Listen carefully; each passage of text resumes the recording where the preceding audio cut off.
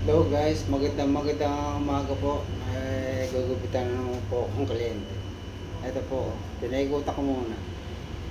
Akin muna ang ginamitan ng trimmer scissor. Ginuutan ko muna, nilinyaan ko muna siya para pag gugupit ko, kita ko yung paggugupitan. Para madali ko po siyang ilopin.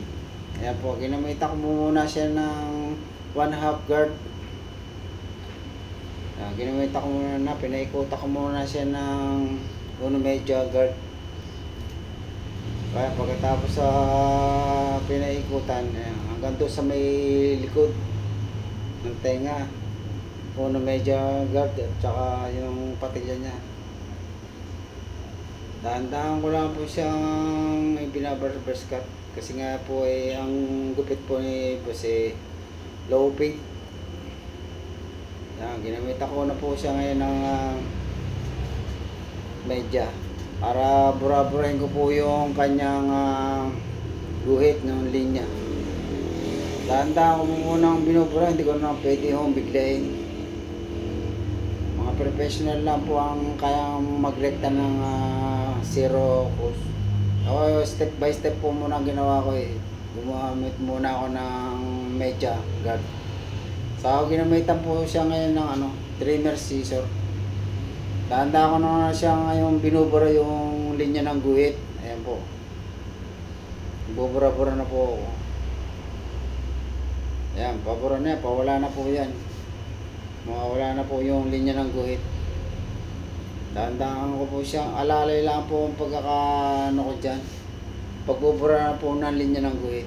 Hindi ko pwedeng bilisan, biglain, porsahin. Alalay lang po pagkakabura. Hindi ko pwedeng porsahin po.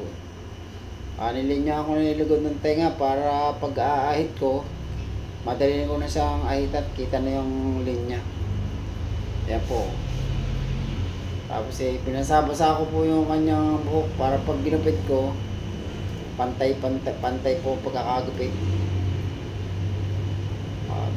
Tinim ko na ang tika konti kasi ang gusto ng aking kliyente konti lang ang bawas, ayaw niya ng maiksi, kaya tinirim ko lang po ng tika konti hanggang doon sa ibabaw, konti din lang. Ayaw po niya ng malaking bawas, gusto tinim-tim lang ng konting konti, parang dulo-dulo lang halos ang binawas ko dyan kaya po konti lang hanggang sa likod, ganun din.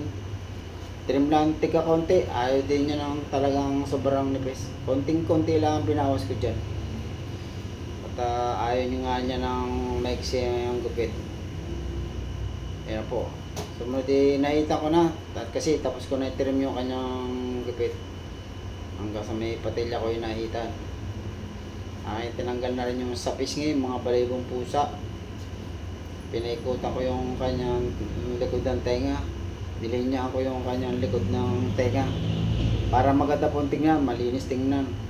Pati yung batok, tinanggal ko na rin po yung balibong pusa para malinis po nung tingnan yung kanyang batok. Ayan po. Paano na yan, patapos na po yan. Sige po, hanggang dito na lang po. Maraming salamat po.